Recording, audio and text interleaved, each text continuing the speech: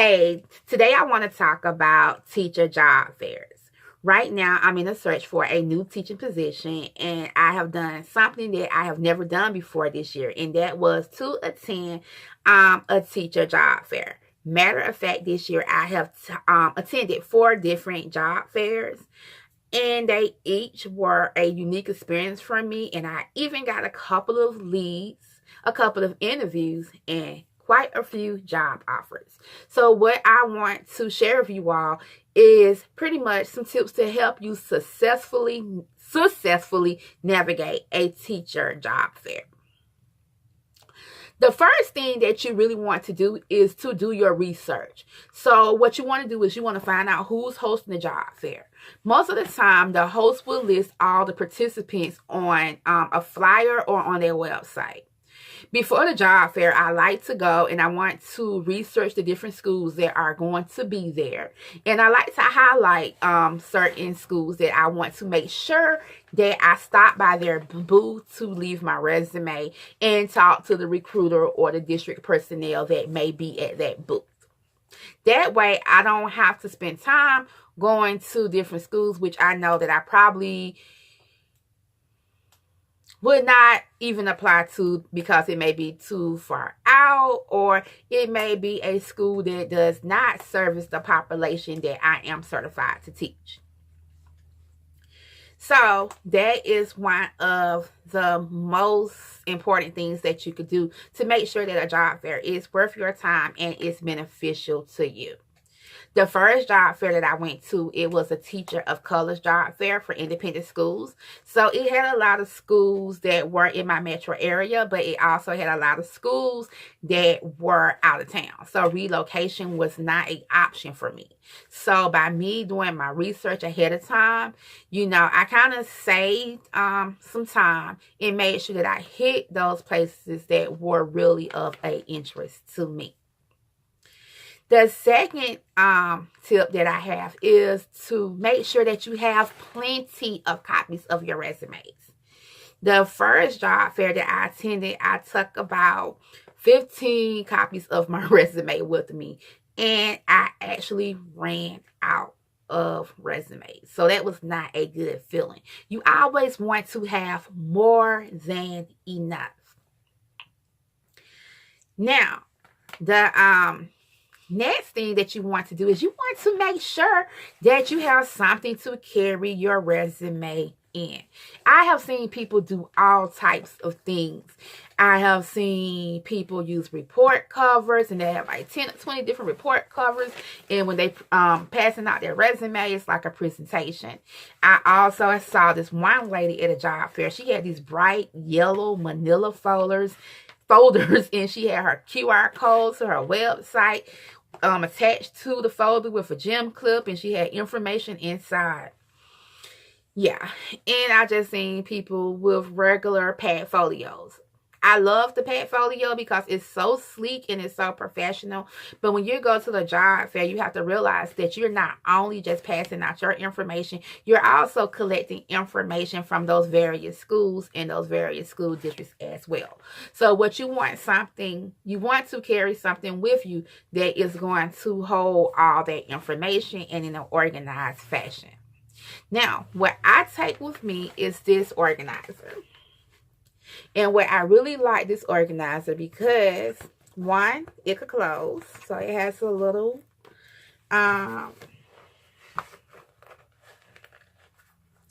elastic and a button right here that it could flap through. So when I carry it, it looks very sleek. It looks very professional. Okay, so inside my portfolio, I can pretty much organize everything that I need or collect at a job fair. Because this one here has about 13 different compartments. So what I carry in my portfolio, of course, are copies of my resume. I also, in the separate section, I carry I file and sort the different information that I get from different districts. And that gives me time when I come home and I kind of sort them.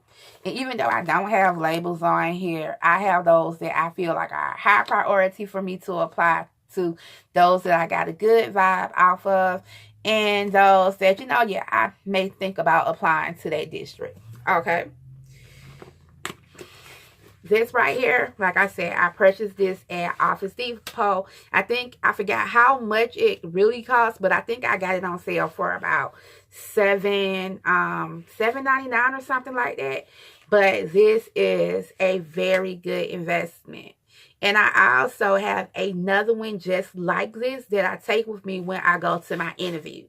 So that way I can also keep my resume, my sample lesson plan, as well as if I'm teaching a mini lesson and I have to have handouts or manipulatives, I also keep that in an organizer just like this as well. I think it gives a very clear presentation. And when an administrator or a panelist is asking me for something, I really don't have to go dig in through a whole bunch of papers. So the one that I take with me for my interviews will have my teaching certificate, copies of the sample lesson plan that I'll be teaching. It will have my handouts, any manipulatives. And for me, I also like to carry extra information in my organizers, such as copies of my teaching certificate, letters of recommendation, anything that a potential employer may ask for. Another thing that I like to do at job fairs is to avoid long lines. A lot of people in these job fairs, they like to navigate for some of those larger districts, and especially those districts that kind of pay a little bit more. Now, I figure my success has come from visiting those smaller districts that really don't have a lot of people at their table. One, they don't have a lot of people because a lot of people don't know where this district is located, or they may not know too much about it. They are only interested in the big names and the big dollars, which is totally understandable. However, most of my success in interviews have came from visiting those smaller districts. And I even have gotten some calls from some larger districts, but the recruiters and stuff from the larger districts, I did not meet them at job fairs. And I will share with you those experiences in another video. The reason why I like to go to the booths where there are not a lot of people is because you really have an opportunity to talk and to sell yourself and to make an impression. And, and make an impression versus going to one of the larger districts where you probably got 200 people in line. They got about 4 or 5 people representing their district, and they're pretty much talking to you, asking you what your interests are, your certification, taking your resume and sending you along your way. They really don't know you. They just got a piece of paper. When you visit those smaller districts, you can really talk, you could gather names, and you could just really get to know more about those schools and what they represent and what they are looking for. Not secondly, I don't know what point I'm on right now, but you also want to be comfortable. When I attend a job fair, I try to be as professional and as comfortable as possible because I know it's going to be a lot of walking around and I'm going to be on my feet. So what I normally wear is I wear like some nice slacks, mostly black or some kind of dark pattern pants, or cardigan. For my shoes, I like to wear sensible shoes because you are on your feet and you are going to be walking. So I like to wear like some professional style flats. If it's the colder weather, I'll wear like some nice boots. But I want to make sure that it's something that I could be comfortable in and that I could walk around in. Lastly, for the schools that I'm really interested in, I also like to go back and I will email the recruiter and thank them for the opportunity for speaking with me about their school. And I think that takes a lot. It says a lot versus that I'm just trying to get a job. It just kind of, it's like building those relationships.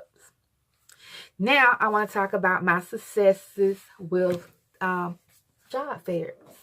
So my first job fair that I attended, it was a job fair for teachers of color. That was my very first one, so I used that as a learning experience. My second job fair was a charter school job fair, and it was just for charter schools in the metro area. From that job fair, I only spoke with about 5 schools there. Out of those 5 schools, I have had the opportunity to interview with 4 of those schools. One school, I did an interview with them and I got called back for a second interview. No, with 2? No, I interviewed with 3 of those schools. I'm sorry, I interviewed with 3 of those schools on the spot. And for 3 of those schools, I did get called back from second interviews. And I actually received 2 job offers from 2 of those 3 schools. For the regional job fair that I went to, I actually stopped by one booth for this particular district, and actually this particular district was having a district job fair the following weekend. But I kind of made up my mind that, you know, I was hitting job fairs real strong and heavy every weekend, that was going to be my weekend off. But the guy, he happened to be a AP at a school, and he took my resume. He looked over, because I'm one of those teachers. I'm a middle grade teacher, but I'm certified in every subject. And he was like, wow. And he said, I'm going to pass this on to my principal. And about 2 days later, I received a phone call and I got an interview. So I also got an offer. And before I left the interview, before I left the building, I received an offer on the spot for a position at that school. So I'm very excited about that. And the last interview was a district interview. Not a district interview, but a district job fair. And it was for a small district. They probably had like 2 high schools, 3 or 4 middle schools. Now, this job fair was on the same day as a regional job fair. And I think we kind of got there too late, because a lot of the schools that had interviewed people on the spot, and they are already filled their vacancies. But it was a good experience just to sit, talk, and mingle, because you never know, like, the people who they hire or the people who they offer contracts to, it may not work out. And just because you stuck around and you made that contact and you pretty much sold yourself and shared information about yourself, that you could possibly get a call back at a later date. So if there is a teacher job fair in your area, I encourage you to go, even for the experience. Now, even though I have had different offers, and I think I have one contingency contract, to me, I'm still unemployed until I sign an official contract. So I will continue to interview, as I did with my first position. I got offered a position, but I continually interviewed until my contract came and made it official. So I think that going to a job fair can be a wonderful thing. Just make sure that you are prepared, you sell yourself, and you give your best, and you will have career success. That's all I have for you today. And if you have any questions, please make sure that you drop them in the comments, and I will be happy to answer any questions that you have about attending teacher job fairs.